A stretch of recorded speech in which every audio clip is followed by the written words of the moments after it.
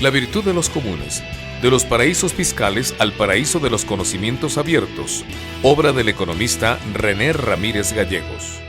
Bueno, buenas noches con todos y todas. Muchas gracias por haber venido al lanzamiento de este libro. Queridos amigos, compañeros, colegas del Consejo de Educación Superior, compañeros de la CENESID, estimada Magdalena, Francisco, Diego, Emir, gracias por todos los comentarios, realmente todos muy valiosos y todos completamente pertinentes, que puede dar para una discusión bastante amplia. No quisiera yo, obviamente, destinar el tiempo para explicar el libro. Creo que ya los comentaristas lo han hecho y creo que sería absurdo repetir, más bien invitarles completamente a la lectura. Pero no obstante, quisiera tratar más la parte subjetiva de lo que implica y lo que ha implicado este libro en el marco de lo que está sucediendo también en el Ecuador de hoy. ¿Y por qué quiero hacer esto? Porque es importante entender el contexto en el que se da el libro y en el marco de este contexto justamente ubicar cuáles son los conflictos que ustedes van a leer en el libro, y muchos ya se han expresado directamente por los comentaristas, que en buena hora se ha detectado, porque el libro en sí mismo no tiene una propiedad un tanto sui generis, desde donde, en este caso el que escribe, en este caso yo, produce el libro, y produce en el marco de un proceso político, en el marco de un proceso de disputa político-económica, pero también con un tema que siempre he criticado, que tiene que ver con la falta de conceptualizar desde la izquierda, porque intenta recuperar un enfoque de izquierda, marcos conceptuales que permitan disputar los marcos conceptuales que tan bien elaboradamente lo ha hecho la derecha desde la teoría. Entonces, desde el punto de vista, el libro tiene que ser listo desde tres aristas: desde un punto de vista histórico, el momento que se lee, desde un punto de vista político y desde un punto de vista teórico-conceptual. Justamente desde el punto de vista histórico, en el libro ustedes encontrarán inclusive en el ámbito verbal de cómo se redacta el libro, temas que tienen que ver con cosas que ya se han hecho en el campo cognitivo, ¿no? Y cosas que pueden ser planteadas también por hacerse, y también inclusive como utopías. Y eso es complicado señalar justamente en un proceso que políticamente ha señalado que el cambio del país pasa por la disputa de la construcción de una economía del conocimiento. Justamente desde el propio presidente en el 24 de mayo ha señalado que parte de la agenda del cambio en la matriz productiva es la construcción de la economía de los recursos infinitos.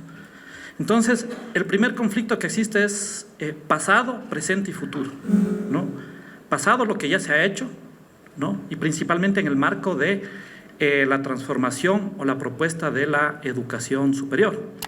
Y hay muchos de los temas que son temas que han sido discutidos colectivamente y que siguen en disputa, pero ya están inclusive implementándose, empezando por el tema tan importante como la gratuidad de la educación superior, como el tema del reglamento del régimen académico, pasando por el tema del reglamento del docente investigador, etcétera, ¿no? Entonces ahí existe un primer conflicto en tema de los tiempos, de dónde se cuenta la historia, de dónde se relata, pero también viendo qué es lo que falta por hacer, porque es completamente insuficiente, ¿no? Es completamente insuficiente decir yo voy a hacer una reforma de la educación superior si es que realmente se piensa que una reforma de la educación superior tiene que ser un medio para una transformación social radical. Si es que se piensa que simplemente es para mejorar la educación por la educación, que es importante en sí mismo, podríamos decir el fin es la reforma. Pero nosotros hemos planteado que el medio es la reforma de la educación superior para buscar, intentar transformar en este sentido la sociedad ecuatoriana. Y claramente en ese marco estamos en un segundo momento. Y este segundo momento tiene que ver justamente con la construcción de un sistema que no existe en el país. y que no puede ser copiado a imagen y semejanza de los otros sistemas que han existido en otros países. Y eso es importantísimo, lo que señaló Magdalena es muy importante porque la propuesta es pensada desde el Ecuador, para el Ecuador y en el momento histórico que está el Ecuador. Eso es fundamental señalar. ¿Cuál es este otro sistema? Es el sistema de ciencia, tecnología e innovación, que no existe en el Ecuador. No ha existido sistema, ¿no? Inclusive yo siempre he señalado que el sistema de educación superior no se ha constituido como sistema, ¿no? No siempre la suma de las partes hace el todo. Para justamente que el todo se constituya como tal, tiene que haber una interacción, una articulación de esas partes.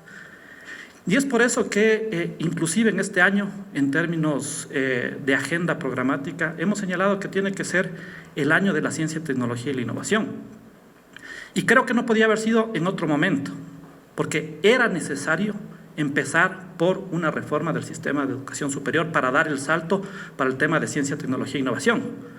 Y quizás lo que estoy contando es una cuestión que ha pasado entre los hechos de facto y también cómo fue pensado en el pasado y cómo está siendo pensado el futuro en el marco de la disputa política que se da justamente de esa transformación, que no es lineal, para nada. Y ahí está justamente la complejidad de lo que presenta el libro en el tema de que no es una cuestión teórica sin pensar cuál puede ser una viabilidad para concretarle de una manera diferente en un país bajo condicionalidades completamente diferentes a lo que ha pasado en otras partes del mundo, en un contexto mundial geopolítico completamente diferente. Entonces, en ese marco son textos que cuentan lo que ya hemos hecho, lo que estamos haciendo o lo que queremos hacer y cuáles son las luchas que implican y cuáles son las disputas políticas. Y ahí viene el lado político del libro, ¿no? Cuando uno está en la academia, a veces uno puede plantear las cosas políticamente correctas y recibir el aplauso de todos. Pero desde, y cada vez entiendo más así la academia tiene que ser un espacio de disputa política también, y no, como se suele decir, supuestamente aneutral, sí objetiva, pero no neutral. Y es por eso que el libro también plantea ese conflicto, el conflicto de lo que implica pensar la transición de algo, que estamos en una disputa política, justamente, pero también pensar desde cómo concretar ese algo a través de políticas públicas concretas que al final de cuentas terminan llegando a la sociedad de una u otra forma. Y como dice Foucault, tiene muchas veces efectos no intencionados, que es necesario irles evaluando sobre la marcha. En ese marco, desde la propuesta de izquierda, el reto es pensar un cambio en el orden social a partir justamente, y la propuesta es de eso, de la revolución de las ideas, del pensamiento, de la creatividad, del conocimiento y de la innovación social. Mecanismos de buscar justamente, y esta es quizás la utopía, independencia social y libertad individual a la vez, justamente. No me cabe la menor duda que si es que no atacamos este corazón del pensamiento, del conocimiento, de cómo se genera, realmente no podremos dar ese salto cualitativo, ni tampoco esa independencia como país. Y ahí viene un tercer punto, que también ya es más desde la subjetiva, desde lo que en este momento justamente he tratado de sistemáticamente pensar. Obviamente dejo apuntado, porque es un libro bastante corto para lo que debería ser, es cuál es la disputa teórica, y esto quizás me voy a concentrar un poco porque creo que no ha sido relatado por los comentaristas, solo un poco, porque me parece algo que es fundamental. ¿Cuál es la disputa, en este caso, de qué marco conceptual necesitamos también para disputar los marcos conceptuales que existen? Y dado que existen desde la derecha, desde la mirada más neoclásica, terminan siendo formas de cómo se diagnostica la realidad y por lo tanto cómo se interviene sobre la sociedad. Entonces yo siempre he creído y cada vez más estoy convencido de que no hay mejor praxis que una buena teoría, aunque parezca paradójico, ¿no? Y el gran problema de la izquierda es que no ha tenido esa teoría y por lo tanto ha utilizado los marcos teóricos de la izquierda para establecer políticas públicas de izquierda teniendo marcos conceptuales y diagnósticos de derecha, ¿no? Y eso te lleva muchas veces a las mismas políticas públicas que la derecha. Entonces ahí viene justamente cómo tenemos nosotros que tener el reto desde la academia de buscar nuevos marcos teóricos que sirva para problematizar de manera diferente la intervención pública, y no solo problematizar, sino también buscar soluciones concretas a las necesidades que vive cada uno de nuestros países y cada uno de nuestros territorios. Parto justamente de la idea de que existe una crisis de civilización y que, a diferencia de lo que dicen muchos autores, esta crisis de civilización es justamente por el apogeo, por el clímax del capitalismo, ¿no? Y este clímax del capitalismo justamente ha llevado a esta crisis, que es una crisis del modo de acumulación, de la sostenibilidad ambiental y de la democracia. Pero en ese marco, justamente aunque parezca paradójico, una cuestión es el capitalismo y otra cuestión, creo yo, que es justamente la civilización. Este apogeo del capitalismo, que implica una crisis de civilización, se da justamente por una crisis cognitiva, una crisis de la forma como se gestiona el conocimiento a nivel nacional y a nivel mundial, y por eso es indispensable empezar a hablar sobre cuál es la división internacional del trabajo y, en este marco, cuál es la división internacional cognitiva que se da a nivel de la geopolítica mundial. Y aquí quizás vale la pena señalar que estamos de acuerdo en que existe también, a veces se ve muy linealmente, y estoy de acuerdo con lo que también Emir señalaba, no podemos hablar nosotros que es un punto, es una fotografía que estamos en el capitalismo cognitivo. Estamos en un capitalismo industrial, un capitalismo financiero y un capitalismo cognitivo a la vez. Pero la diferencia, creo yo, es que justamente ese capitalismo financiero sí ha sabido responder muy bien, y no solo muy bien, sino también ha sabido construir cuáles son los mecanismos idóneos, normativos, para producir una apropiación de lo que Marx denominaría el plusvalor, de lo que este momento constituye el mayor valor agregado de la economía, que es el propio conocimiento. Justamente esta semana tuvimos, la semana pasada, el viernes, tuvimos una reunión de UNASUR, que a mí me parece muy importante lo que se consiguió en el marco de UNASUR, y uno de los ponenciistas presentaba cuál es el valor que tiene un iPad, y el valor menor es la manufactura, y el valor mayor justamente es el diseño del iPad, ¿no? En términos de la cadena de valor, ¿no? Entonces, nosotros lo que decimos es, al ser ese valor cognitivo el que más importancia tiene dentro de la acumulación, lo que ha hecho muy bien el capitalismo es construir esa ingeniería institucional que ha permitido que el único que sea capaz de seguirle la pista, algo que es muy complicado seguirle, que es ese intelecto colectivo, sea el propio sistema financiero a través, por ejemplo, de la interacción de todos los mercados de valores que están actuando las 24 horas del día, los 365 días al año. Y esto ha producido algo que es fundamental y que nosotros, desde un proyecto que buscamos, al menos la transformación social, buscamos, y cuando digo buscamos es que se intenta llevar adelante, porque la disputa política es muy complicada, más complicada de lo que a veces uno puede creer, es que esto lleva a un neodependentismo. Y este neodependentismo es justamente el dependentismo cognitivo.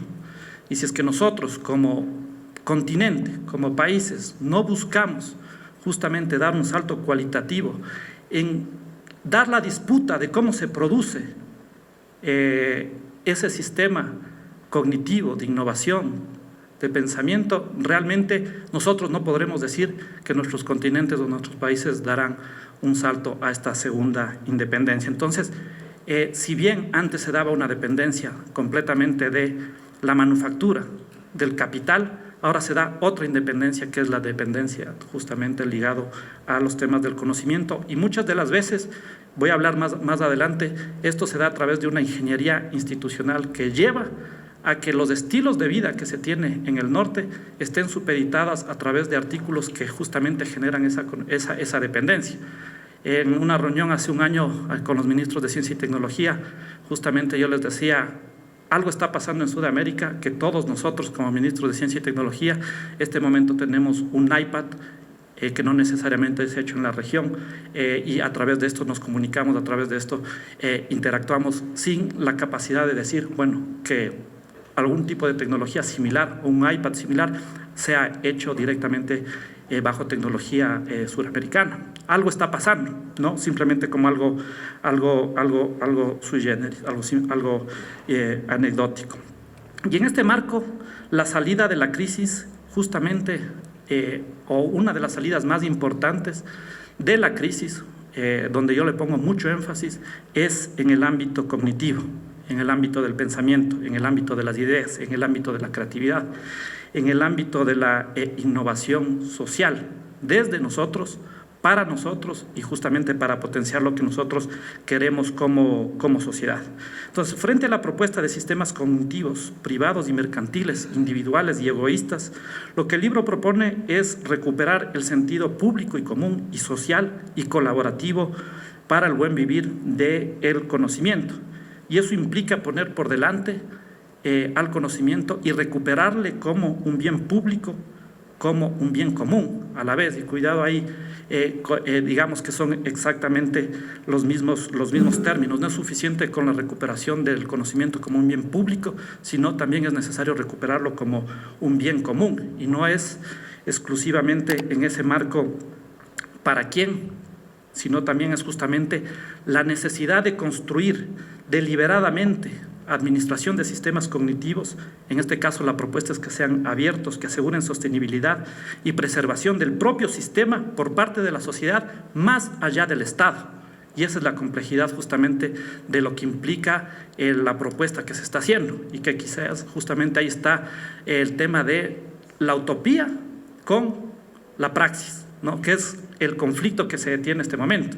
Y en ese sentido, el libro justamente tiene el carácter más abierto. Debería justamente, como bien señalaron los comentaristas, los compañeros comentaristas, sirve para seguir disputando y pensando colectivamente cuál es el sistema que necesitan nuestros países, pero pensarlo sistemáticamente.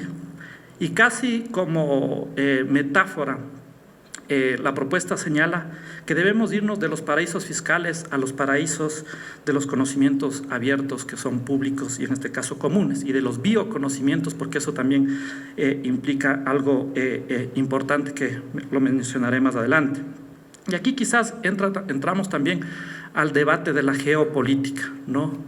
Y eso es importantísimo disputar, y por eso para mí es muy, al menos, reconfortante saber que paso a paso se va caminando, muchas de las veces, a veces con una lentitud que uno se diría realmente no sirve para nada lo que se ha hecho, pero este momento se da una hipocresía a nivel mundial bastante importante, que la hipocresía justamente de este sistema capitalista es que auspicia a través de su ingeniería institucional la circulación libre de bienes y servicios, pero al mismo tiempo justamente lo que hace es poner normas estrictas para que no circule el conocimiento de una manera libre y abierta. Y ahí está la economía política de los sistemas internacionales. Ustedes pueden ver que la ingeniería institucional que se da a nivel mundial es una ingeniería institucional muy bien elaborada y perfecta, yo diría yo. ¿Con qué? Con el tema de lo que se señala en la Organización Mundial del Comercio a través de los ADPIC, en los tratados de libre comercio, en los tratados bilaterales de inversión, también cómo se resuelven los conflictos del CIADI. Y en este sentido, ahora a la mañana, justamente antes de venir, pensaba, así como nació del Ecuador la propuesta de la construcción de una nueva arquitectura financiera, en este caso regional para América Latina, y que se estableció luego de 7 años de tratar de concretar una nueva arquitectura financiera. Recién hace un par de semanas se pudo concretar, ¿no? Por la disputa también de lo que implica la integración del sur. Es necesario disputar una nueva arquitectura cognitiva, ¿no? Que dispute el sentido de lo que señala la normativa en la OMC, en ADPIC, en propiedad intelectual, los artículos que se señalan en los tratados de libre comercio, los artículos que están dentro de los tratados bilaterales de inversión, y por lo tanto también donde se dirimen los conflictos de inversión, que son el CIADI.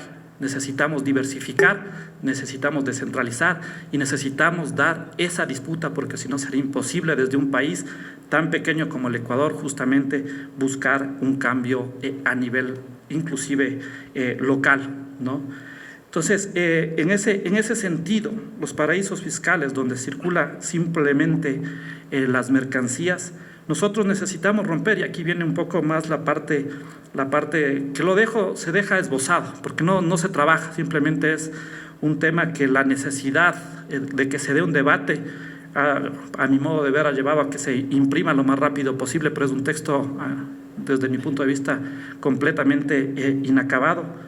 Romper con lo que se denomina la tragedia de los comunes y la tragedia de los anticomunes, que son marcos conceptuales que han viabilizado una forma de diagnosticar y una forma de intervenir dentro de la sociedad particular que ha tenido su repercusión concreta en la sociedad, no solo del Ecuador, sino a nivel mundial, por un paraíso, llamémoslo así, donde circulen libremente y estemos conectados todos los que quieran estar conectados para fines comunes, ¿no? Eso es muy importante. Entonces, ahí lo que se busca es pasar de la tragedia de los comunes y la tragedia de los anticomunes justamente a la virtud y la potencia de los comunes.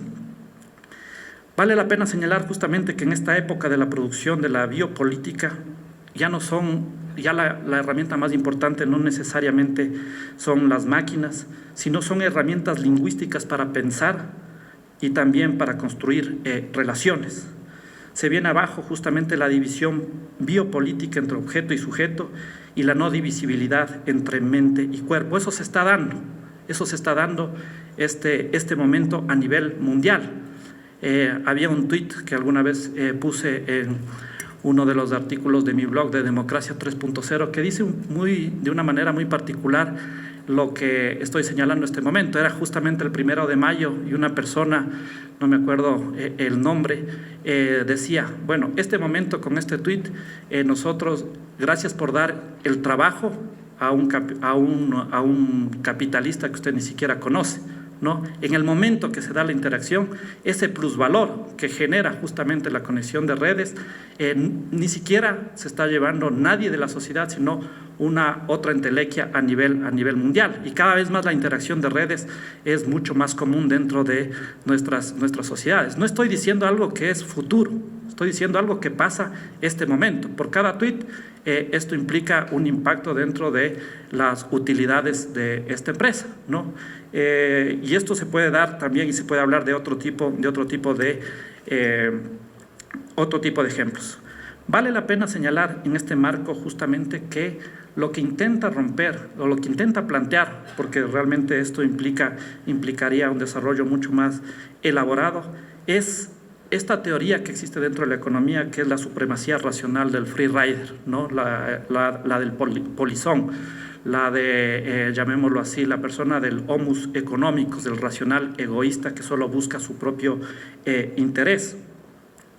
Y en ese sentido, lo que buscamos es disputar lo que ha construido teóricamente y perfectamente, a mi modo de ver, la derecha, que no ha sido contestada aún de manera suficiente por la izquierda, que se han dado muchos esbozos, efectivamente, pero es necesario seguir aglutinando, como se señalaba, todo lo que ha señalado la ecología política, todo lo que ha señalado la economía feminista, etcétera, para seguir repensando un marco conceptual que permita articular propuestas concretas desde la izquierda. Y me refiero justamente a lo que la derecha ha planteado a través de Scott Gordon en 1954, la propiedad común de la pesca, o Garrett Hardy a través de la tragedia de los comunes, o Marcus Dawson a través de la lógica de la acción colectiva, o Dawes a través del dilema, el famoso dilema del prisionero, que únicamente o ha sido contestada principalmente por Elinor Ostrom en el gobierno de los comunes. Qué casualidad que justamente sea una mujer y politóloga que sea el que contesta a este marco conceptual que ha existido en la economía desde la derecha.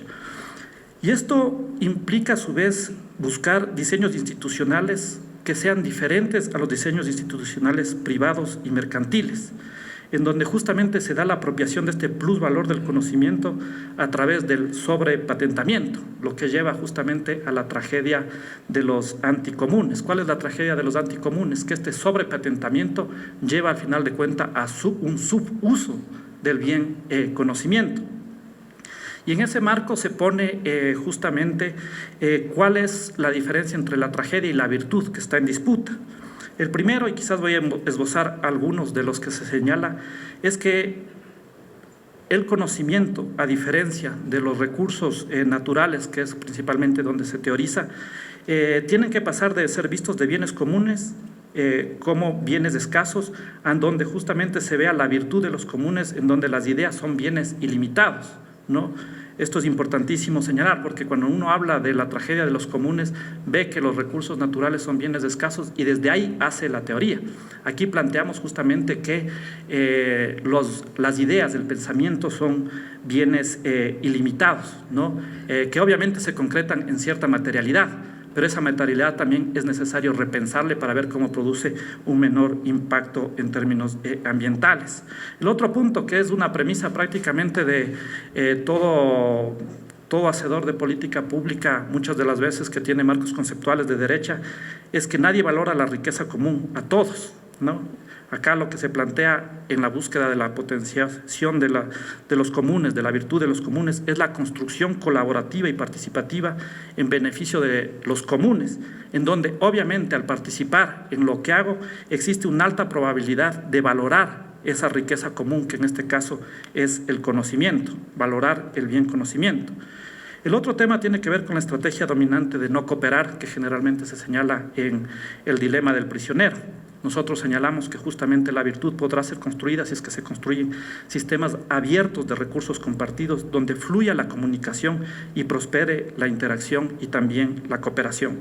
Podría seguir con algunos ejemplos adicionales de dónde está la disputa teórica, pero esto desde mi propio interés es algo fundamental que es necesario construir desde la izquierda. Trabajar directamente en marcos conceptuales que permitan y sistemáticamente disputar a los marcos conceptuales tradicionales. Acordémonos que con la tragedia de comunes se da una dicotomía de la acción pública, principalmente o más mercado o leviatán o Estado, ¿no? Acá lo que nosotros justamente creemos es que pueden existir alternativas en donde interactúe también el Estado con la sociedad y el Estado también con el sector privado. Y quizás aquí radica un tema que es importante, ya el momento del conflicto entre la teoría, la acción y la práctica concreta en la labor que en este caso desempeñamos muchos de los que estamos aquí en términos de nuestros ministerios.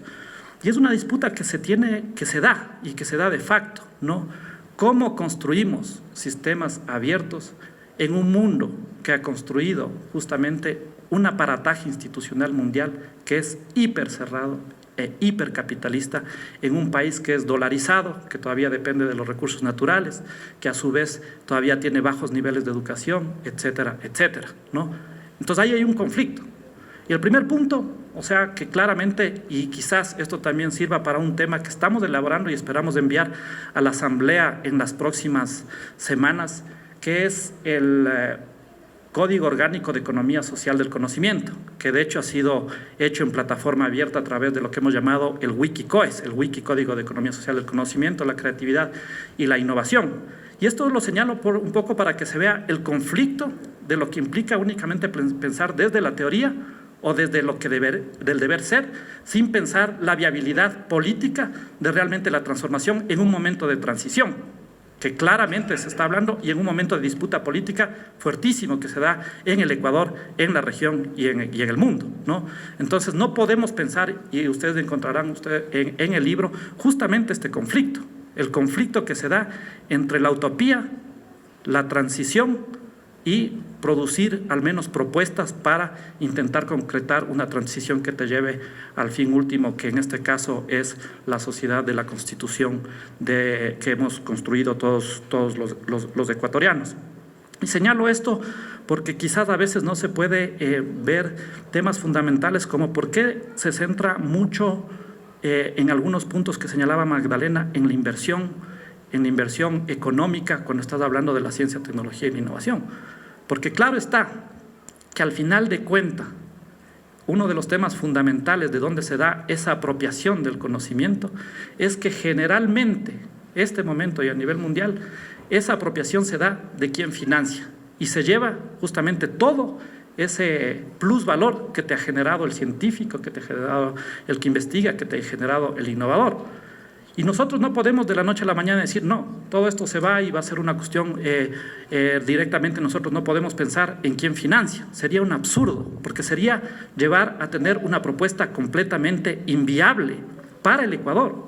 Y por lo tanto, si es que es inviable, por lo tanto es no pensada políticamente, ¿no? Y esto también es importante señalar porque, por ejemplo, en el Código Orgánico de Economía Social del Conocimiento, que una vez más les invito a todos ustedes a que puedan participar deliberando, poniendo sus comentarios, escribiendo los artículos a través de el Wikicoes, nosotros planteamos algo que es indispensable en esta construcción de una sociedad de la virtud de los comunes, que es construir otros sistemas de gestión a través de otros sistemas de propiedad intelectual. Y aquí viene el otro conflicto. Uno quisiera pensar de que no existen normativas y que no existe el mundo, que no existe la geopolítica, que no existe OMC, que no existen tratados de libre comercio, que no existen tratados bilaterales de inversión, pero existen, ¿no? Y en ese marco nosotros tenemos que pensar justamente qué hacemos frente a esa existencia para hacer viable una transición para justamente la construcción de esa virtud de los comunes, de ese paraíso del conocimiento abierto. Nosotros lo que hemos hecho es plantear una normativa que en los intersticios, en las flexibilidades que deja justamente esa normativa que nosotros hemos suscrito hace mucho tiempo, ¿no?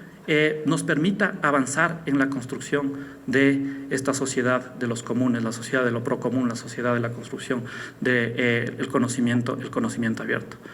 Que esto no se ha dado aquí en América del Sur, ¿no? No se ha dado en América del Sur un debate de una propuesta para construir esto. Y esto implica justamente que exista la voluntad política de dar este salto. Si es que no existe realmente, este sistema se caerá y podemos irnos realmente como país a la construcción de un capitalismo cognitivo. Entonces, para mí es fundamental, por ejemplo, lo que pasó en UNASUR, en el COSUCTI, que justamente este momento presidimos nosotros, donde planteamos el tema de disputar el ámbito de la propiedad intelectual, pero como región. Y se aprobó una comisión para que sistemáticamente empiece a pensar qué implica una propiedad intelectual que no sea una propiedad intelectual colonizada, que no sea una propiedad colonizante, que genere dependencia desde nuestros países justamente del sur. Porque es obvio, esto ya se conoce siempre, llegaron a un punto de industrialización que ahora la estrategia mejor es tener sistemas cerrados de conocimiento que te lleven prácticamente a apropiarse de todo ese conocimiento y que nosotros seamos y sigamos siendo Banana Republic. Y eso se refería, Diego, justamente cuando se habla de altos estándares de propiedad intelectual. ¿Cuál ha sido la propuesta dentro del COES, del Código Orgánico de Economía Social del Conocimiento? Que para disputar el sentido, y pongo uno de los ejemplos de los tantos que hemos trabajado colectivamente, es el tema de hacer tipología de bienes. No es lo mismo un bien medicamento que una corbata. No es lo mismo una corbata que la biodiversidad, no es lo mismo la biodiversidad en este caso que los recursos de los sectores estratégicos. Y para cada una de estas tipologías existen diferentes tipos de propiedad intelectual. Y lo que planteamos también, cuestiones ya concretas que salen de esta problematización, de lo que planteamos además de esta tipología de bienes, en donde obviamente algunos bienes tienen que ser mucho más abiertos y otros que los que sean cerrados tienen que tener altos estándares justamente de patentabilidad para que esté más abierto, lo más abierto posible para toda la sociedad ecuatoriana y también mundial.